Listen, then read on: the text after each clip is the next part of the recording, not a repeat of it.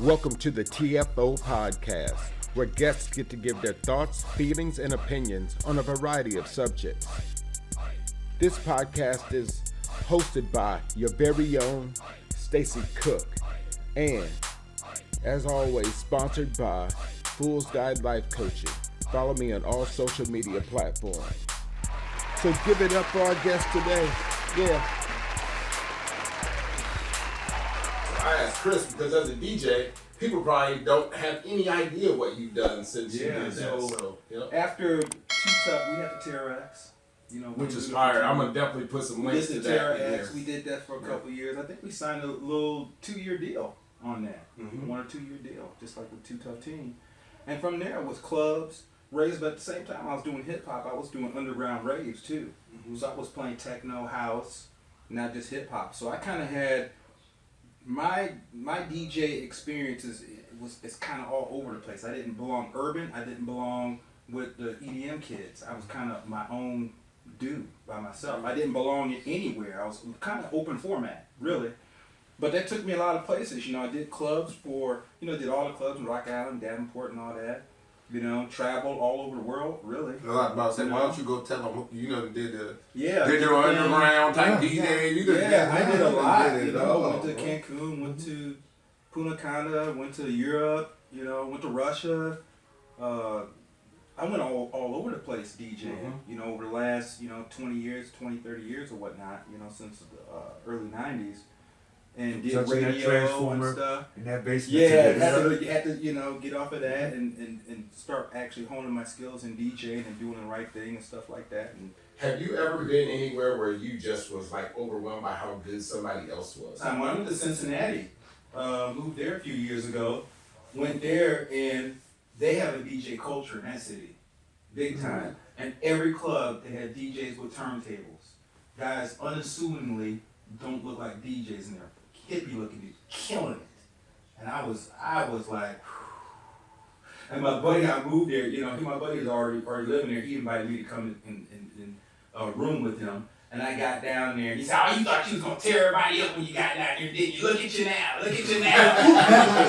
was like, no, I like this. This is good. This is DJ culture for real, The best performing DJ I've ever seen is Capri.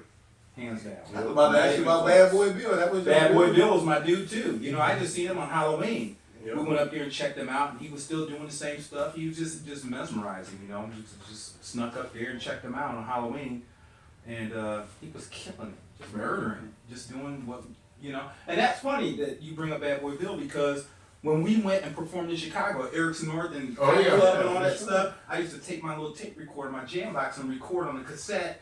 B96 or whatever, GCI, and I'd be recording. We was on our way to Eric's North and Julian Jumping Press and Bad Boy Bill. All them guys were at Eric's North, and we was going there to perform. And I was so excited. That's the first time they played CNC Music Factory. Everybody danced now. Remember that? Right. They dropped that, and he said, I was like, oh, let's go. I can see him back in the day. Man. What's so crazy, Leonard, and even Stacey was saying back in the time, that's kind of where we went with Lewis after all this stuff, is that we ended up doing a show in Chicago where we did like 3 or 4 different clubs. We did 6 in one night. What did that mean? We did 6 shows in one night in Chicago. Yeah. We almost got shot once. We saw some shootings. We was always going down in the parking lot when we got there. Wow. You talk about being scared because that night, we should tell the whole story, but we did a roller rink and did all this stuff. But we ended up at this last place to where nobody really dug us. It's like there was 2 floors. We did our little show. But there were a lot of Hispanics, and I remember a lot of blacks, and I think out in a lot, I could swear they were shooting and everything. That's us not knowing, right? Yeah. That's so like Lewis books these shows in Chicago. Oh, we're gonna get as many shows as we can in one night. We got one here, we got one there. You got to think about that now today. What if you just said we're gonna do 6 shows in Chicago, anywhere we can get them? 70s chickens. We did more than you think about your friends and your relatives and the people around you. And what you have done, who else did that? Right? We left. Who else did that? In our city. Giant who else did? Footprints. That speaks for itself. So everything else that comes with it, you know, the life lessons, you know, the near-death experiences, the gangs and all that stuff, the guns and the girls and everything. You know, I wouldn't take none of it back for nothing. Right. It was a learning experience. You live and you learn. And we could have done whatever with it. You know, still to this day, there's still possibilities in different albums. If we're not doing it, then we could be supporting someone else and, you know, and doing it that way. But I think that, you know, and I got to give you props too for giving me my first belt drive turntables. Yep. The cookie on the record. I remember that. That's when I knew. I was like, now you know, you got to go with this. He done gave you them damn turntables, a mixer, and some records. I remember the kind of the passing of the torch. It really was. I remember you saying, you said, you're going to do more with this than I am. Take this. Yeah. I mean, you literally said, take this. Yeah. I was like, okay. Every time you know, this is the thing, every time I was going to try to do something as a DJ, I always thought to myself, I can do this, but he can just do it better. So like when we were in the studio and we did the original Doomsday song, I'm the one that did the mixes. I did the mixes. Yeah. But when it came time to scratch, the scratch on the records, I was like, Damn, that was. I'm no dummy. I'm no dummy. Yes, I'm no dummy. Principal. I'm no dummy. Yeah, I was like, I know who can do that. I know who can do that better. Yeah, I understand. So many times, you know what? And then you think about, you know, we do this in the vacuum, we do it in East Moline, but when we put those songs on a world stage, you put those songs in front of somebody that knows, they love those songs. When we were in Pink House in Chicago and they played that song in Chicago, it was crazy. People were like, what is that? They were calling the studio like, I remember that. That is wild. Them songs are crazy. And then we go to the club, they play it, people will just flock to the dance floor. I'm like, these songs are, this is real songs. These are real songs. I really thought we was going somewhere when we did the 98.9 with Jammer, the New Music Challenge. New Music Challenge. Depeche Mode. Yeah. This I was like, oh, it's over. It's over. It's over. Yeah. I do want to say this. I do want to say this about New Music Challenge. Doomsday won, never lost. Yep. Swing Low won, never lost. I think that we had another Tuff Team song that went like 15 times they won. Then I went in a fraternity, we did the same thing. Never lost. I think I had 7 songs on there and never lost one time. We just wanted to be the best, man, and I think we achieved that. Didn't get the did we get the limousine? No. Did we get the big bag? No. But the footprint is just as big because I know so many rappers that and artists that stem off from me. Just myself, it's not even funny, and I come from y'all. So That's awesome, man. you know what I'm saying. So just think about that thing that has blossomed. Even though these dudes don't know how. I got the gun on me now, and I'm trying to get ready. I get it, little brother. I get it, little brother. Even though they ain't saying the messages that we said, But they still out there. Our performance was so good. You know why?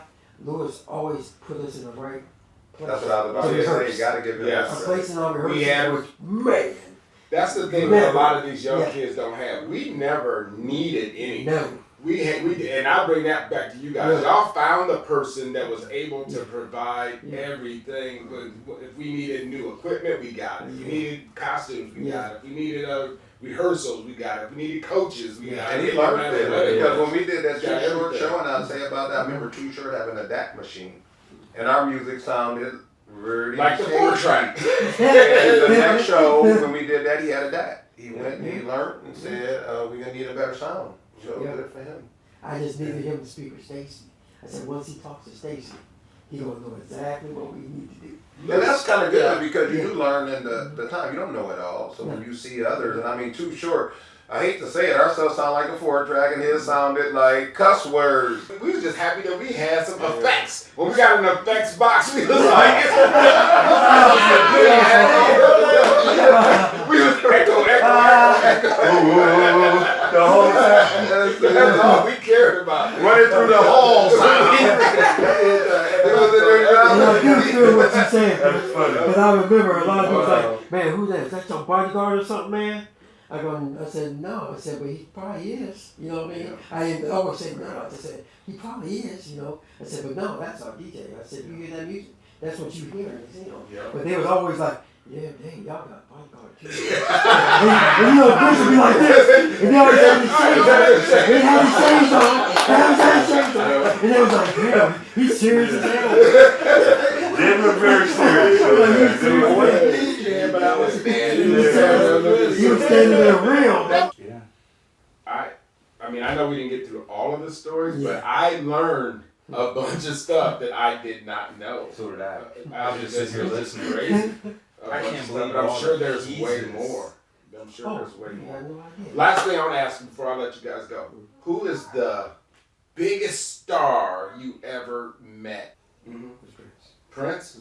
Damn, kind of hard to top Prince. Yeah, I can't top that. I can't top that. It will be my cousin, Chingy. Chingy would be the biggest. Yeah, Chingy. I actually met Chingy at St. Louis core DJ retreat, and he was out there. I didn't know you guys' affiliation. Scarface is Ludacris' cousin. He found Chingy in St. Louis rapping, and and made him who he is today. Wow. Yeah. But in the DJ world, you see all kinds of people. Oh, right.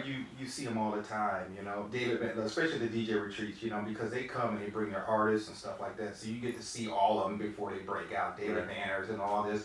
Yeah. Hung out with Jules Santana. Oh, for sure. That's them boys right there. Freeway, all them guys. We kicked it with all them guys, and this wasn't really a big deal because when you DJ, you don't want to be starstruck. Yeah, You sure. get the selfie and all that stuff, but sure. you don't want to be. And you just get used to that kind of stuff. But yeah, I can't top Prince. See, I like the fact that we actually worked. That's what I'm saying. We didn't just jump up and it happened. Yeah. We actually worked. Think about it. We was on Venice Beach singing Can You Stand the Rain for 6 hours a day out on Venice Beach. It's called PR work. Yeah. We did that. That person seen it, but did them people coming down the street? was working like We put the legwork. Yeah, we actually put the At the Never legwork. mall. know who you gonna meet. We was at the mall Yeah, singing exactly. it, on the escalators singing it, and as we were singing it one time, we looked, look, she fine, ain't she? He looks up, there's Debo. Debo. I got Right behind the lady. Looking down, and we're like, Okay.